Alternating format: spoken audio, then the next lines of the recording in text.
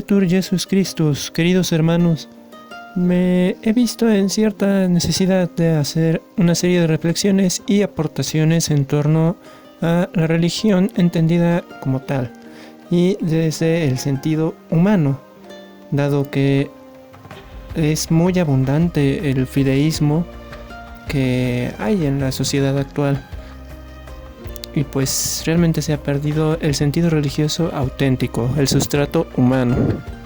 Esto provoca que toda profesión de fe sea una simple declaración de pertenencia a un club social y no a una auténtica manifestación pública de la fe. Es un error muy grave el considerar a la religión como un mero club social, como un simple grupo, como si fuera la porra de un equipo de fútbol. Se aleja culpablemente de la fe todo aquel que base su creencia en una simple elección de me voy con la porra del Boca Juniors, me voy con la porra del Barcelona. No es eso. Está mal. La persona se adhiere a la fe en una búsqueda de la verdad. Y otras personas van coincidiendo en ese camino. No es un ¿qué necesito para entrar en su club? No es así, no funciona así. Y si funcionara así, entonces no se está viviendo auténticamente la religión. Un concepto de religión, el propuesto por Alessi, llega a ser uno de los más claros que hay. La religión es esencialmente la consciente y recta ordenación del hombre a lo divino. Esto implica comprender de una manera la religión un poco más hacia lo ascendente, un hombre que busca a Dios. Ahora quizá habría que interrogar, bueno, ¿qué Dios, no? Y pues puede ahí entrar el debate un poco. Incluso es recomendable leer el texto del cardenal Ratzinger, el Dios de la fe, el Dios de los filósofos, ¿no? Bien, pero ese es otro tema que no quiero del todo abordar, al menos no ahorita, quizá posteriormente. Ahora, eso también atañe un poco más hacia la teología natural, entonces, bueno, no quiero realmente ahondar mucho sobre eso ahorita. Mencionaba lo de la religión en un sentido ascendente. Esto significa que ponemos como punto de partida la búsqueda del hombre y su reflexión sobre lo divino hacia lo divino. Hay otro sentido, que es el de la religión descendente, la cual implica lo religioso desde Dios, y es donde hablamos de una revelación. La cuestión es que mientras que una religión puramente ascendente puede llegar o no al encuentro con lo divino, mientras que la religión absolutamente descendente y sin la reflexión mínima del hombre como asimilación puede llegar a la mera especulación.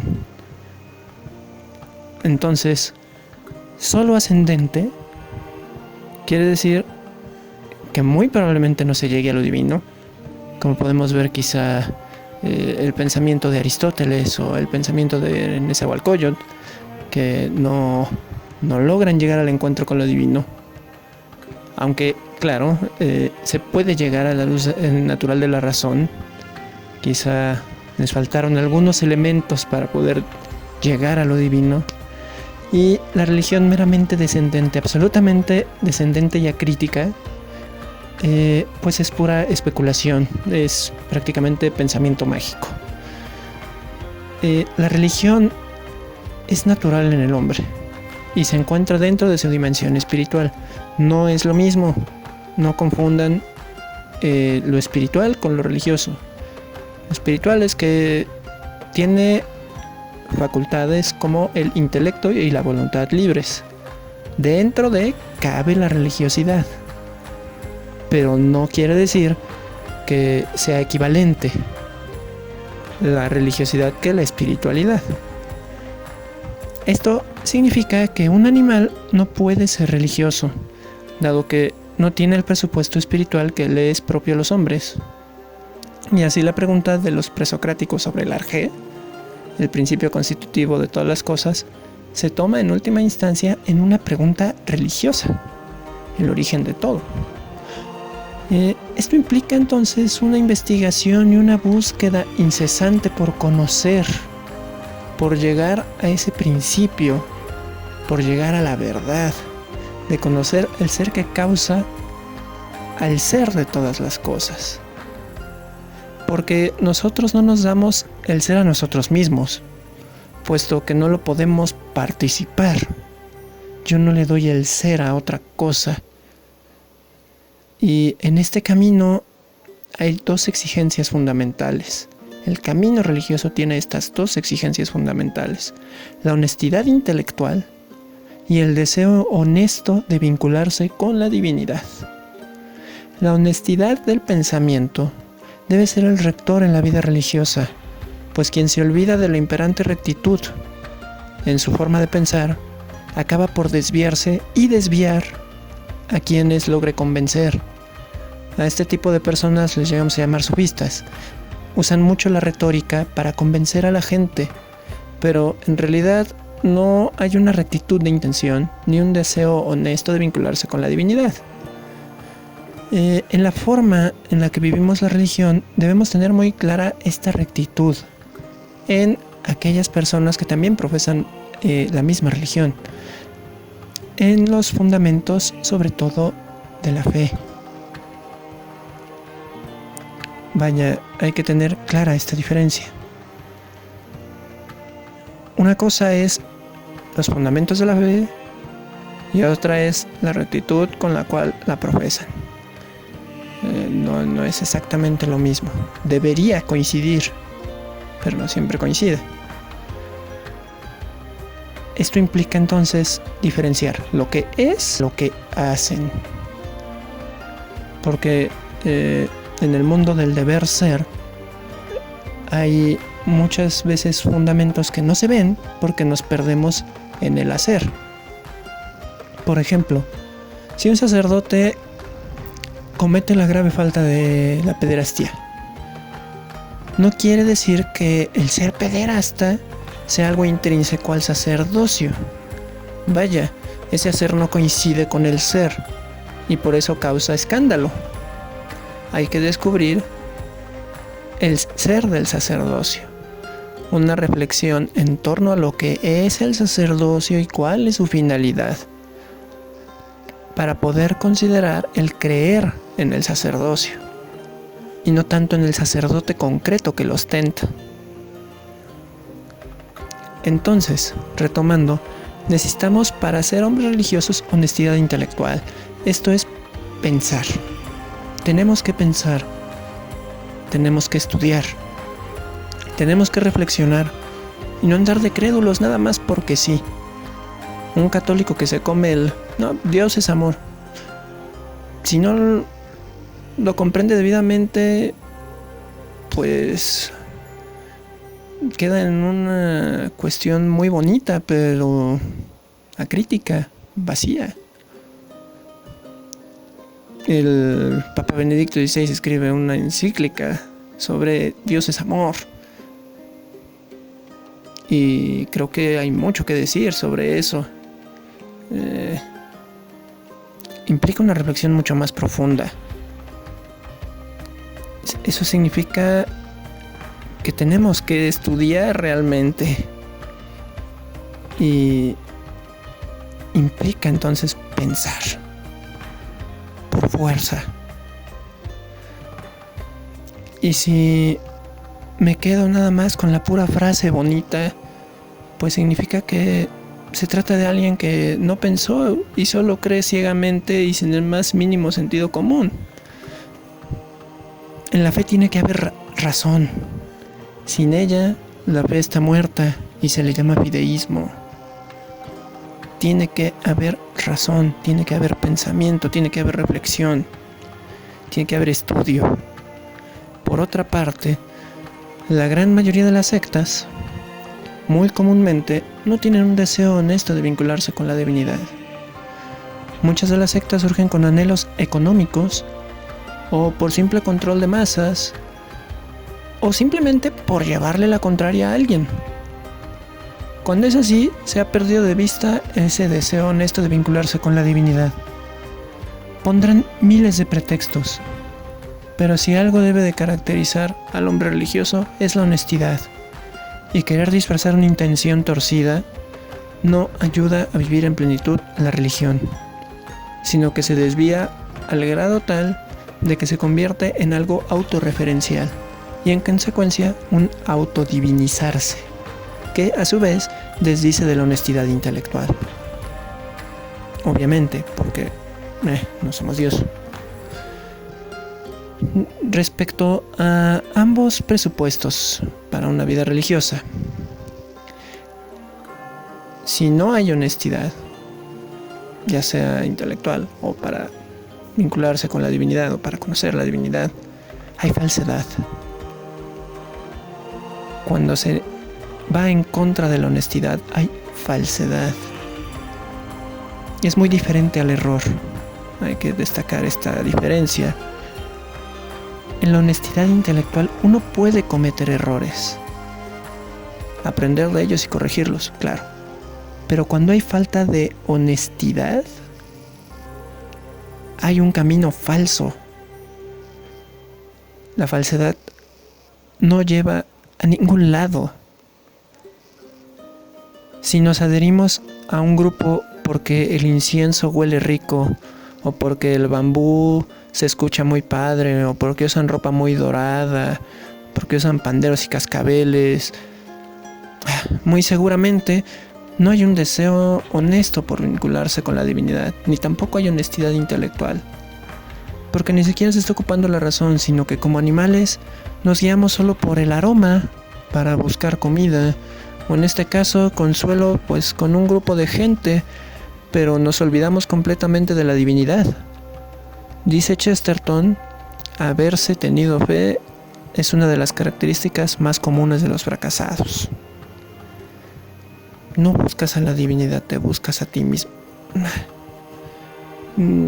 Vas a perder mucho. Eso es lo primero que debemos tener muy claro. Si buscamos a la divinidad, buscándonos a nosotros mismos, no hay claridad en nuestro viaje. No hay claridad en el destino de nuestro conocimiento, en el objeto de nuestro conocimiento. Toda ciencia tiene un objeto, un destino, algo por conocer. Y en este viaje del conocimiento, pues podemos quizá analizarlo como un viaje en la calle. Y pensemos, pues ¿quién viaja pensando solo en el origen, pero no en el destino? ¿Quién sale de su casa diciendo quiero llegar a la casa? No tiene sentido. Kierkegaard, sobre todo en el estadio del yo religioso, pone como modelo a Abraham y su salida de Ur de Caldea a un lugar desconocido. Pensemos en alguien que un día quiere hacer un viaje a un lugar desconocido y su única guía es el Waze, y como destino pone el origen de la ruta. ¿A dónde creen que va a llegar? Guiándose por el Waze, no va a llegar a ningún lado. No va a salir de sí mismo, no va a salir del punto del origen, se va a quedar allí. Entonces se tuvo fe a sí mismo, acabó fracasado, no llegó a ningún lado. El religioso se aventura a pensar y viaja, se mueve, aprende, estudia, conoce, no se queda en sí mismo, busca encontrarse con Dios. Ahora, hay que considerar otro elemento en la conformación de nuestra religiosidad, que son la cantidad de errores que hay en la interpretación del fenómeno religioso, que suelen atacar esta cuestión de la honestidad. La primera es la generalización. Este error suele ser muy común y desorientan el ser de lo religioso. Por ejemplo, quien no se acerca a la fe católica porque piensa que todos los sacerdotes son unos dinereros que les gusta hacer un show llamado misa y pasar la canasta, se está generalizando una práctica que no forma parte de la fe católica. Eso no viene en ningún documento de la iglesia. No viene ahí el sacerdote tiene que robar a los fieles y hacerse rico con la lana de los... No existe. No existe un documento que diga eso. Por lo tanto, esa práctica no determina el ser. Al momento de generalizar, se está basando en el juicio de las prácticas, pero no de la estructura constitutiva de la fe que se profesa. Y así aplica incluso en muchas otras religiones, ¿no? No necesariamente estoy refiriéndome solo a la fe católica.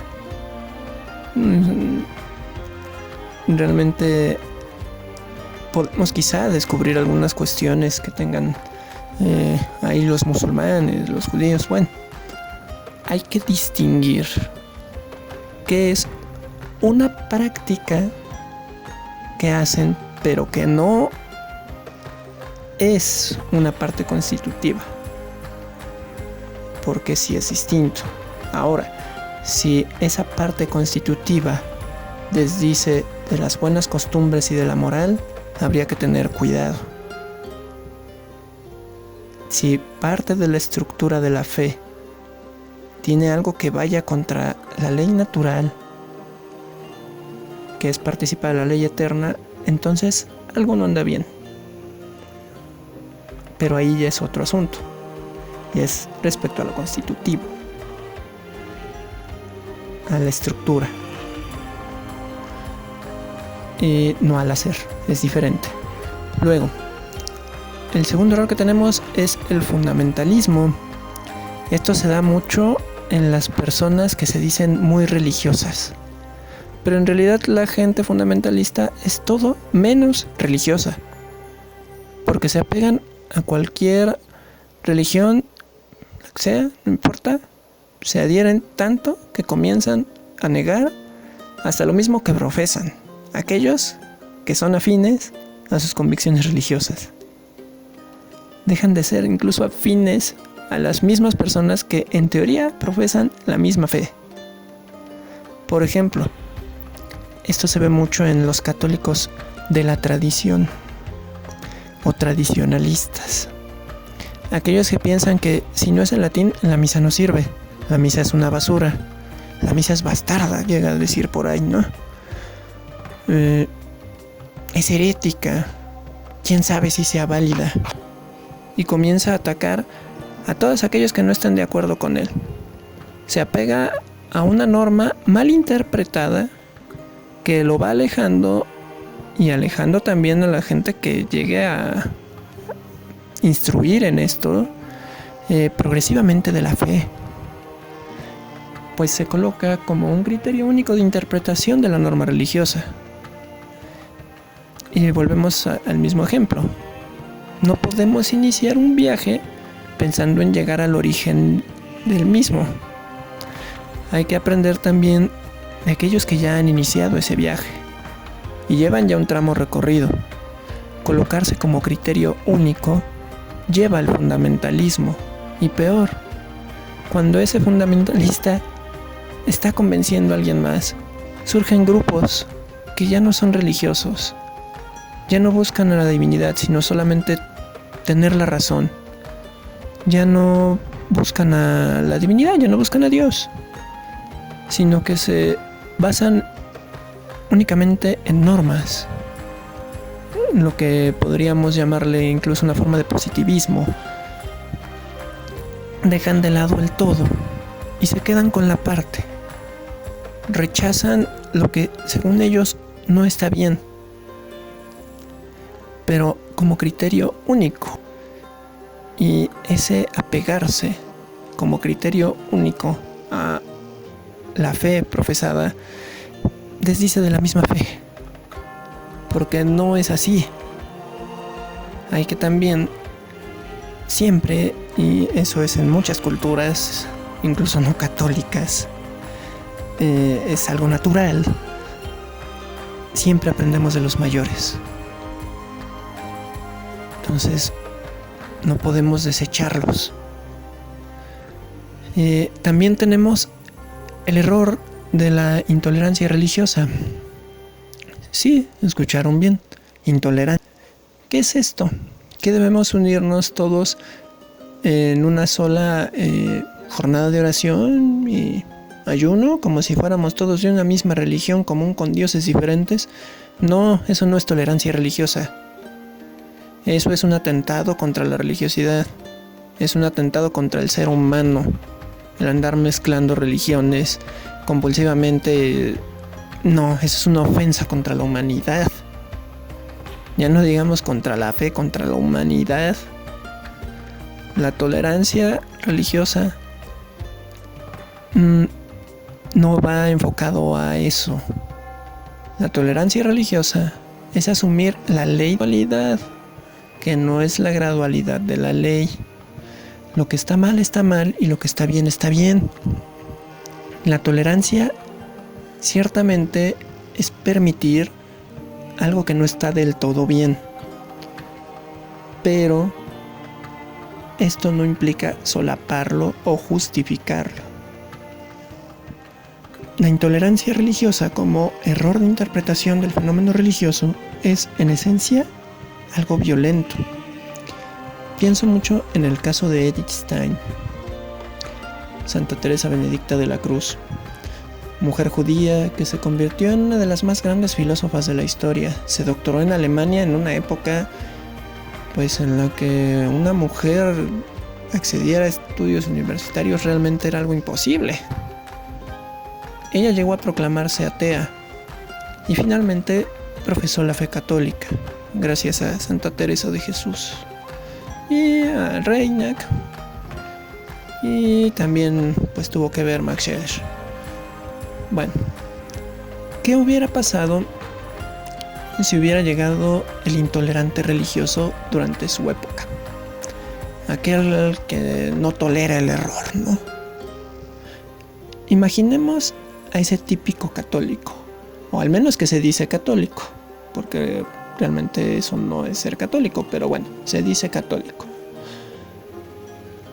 que ve con asco a quien profesa otra religión y la empieza a atacar. Y aclaro, por atacar no me refiero a dialogar o a estudiar o a suscitar una reflexión, me refiero realmente a atacar. Y empieza a decirle que es una desgraciada, que se va a ir al infierno con toda su familia, que le da asco la gente así. Yo creo que, pues lejos de suscitar el conocer la fe católica, va a provocar más bien lo contrario. Ella buscaba conocer, pensando en Edith Stein, buscaba conocer, no pelear. Ella quería aprender, no ser humillada o atacada. Digo, es un ejemplo. Esto no pasó, pero vaya, si hubiera pasado con Edith Stein, pues es probable que nunca hubiera llegado a la fe católica, quizá, quién sabe. Yo incluso puedo pensar que Edith Stein, pues más bien se hubiera interesado en estudiar más acerca de tan terrible comportamiento. Pero pues otra persona mejor se aleja de gente así, de gente que según se dice católica, pero que no tolera el error y se cierra el diálogo porque todos los demás están mal menos él. No, a ver, espérate, eso se llama soberbia. Y eso guía la intolerancia religiosa.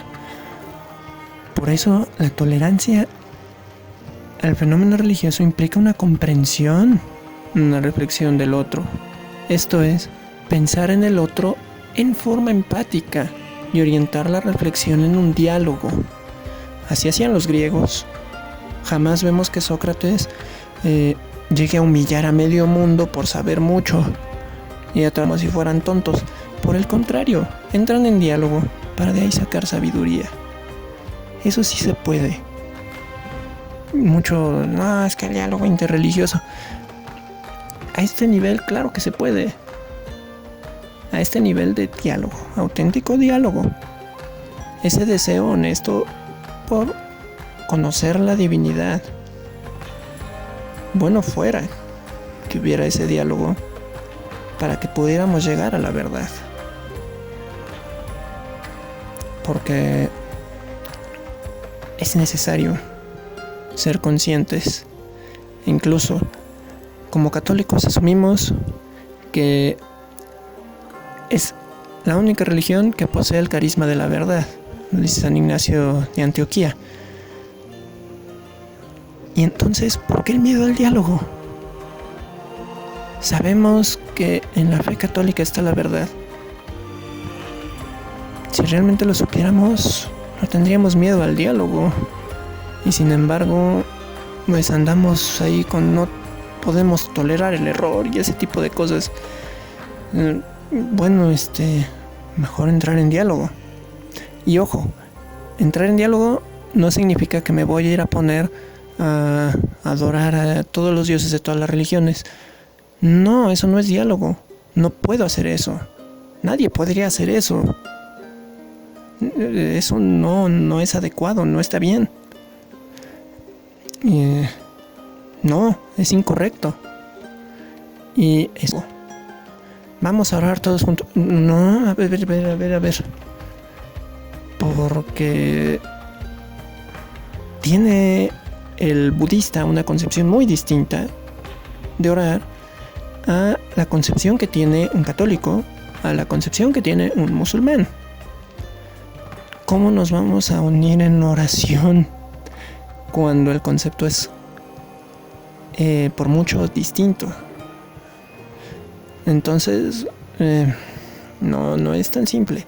El diálogo no se da entonces a ese nivel, a nivel dogma. No. Se da a nivel razón, se da a nivel conocer la verdad. Ese es el diálogo interreligioso. Más allá no.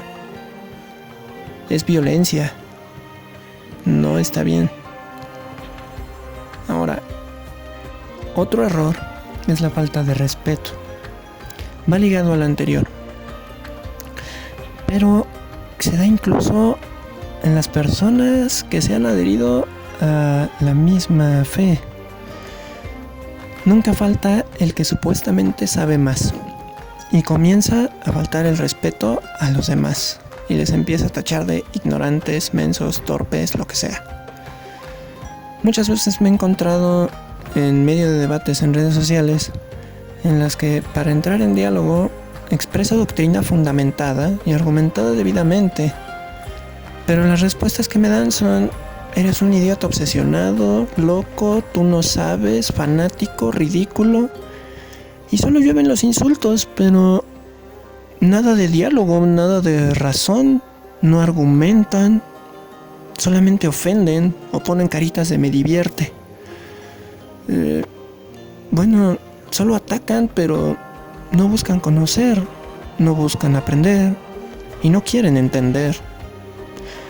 Y al ser gente cerrada en sí misma, rompe totalmente con el sentido religioso que nos arroja un mar de sabiduría. Y volvemos a lo mismo. Si entendemos la religión como un viaje en el cual adquirimos sabiduría, pero no pienso más que en otra cosa que en mí mismo, acabaré dando vueltas sobre mi propio y no conoceré absolutamente nada.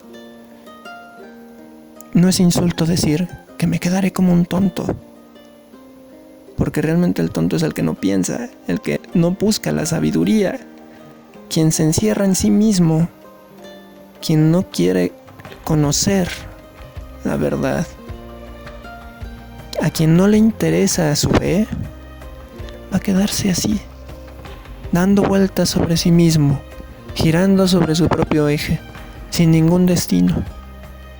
Nada. Se va a quedar en nada. Frustrado y solo. Pues bien,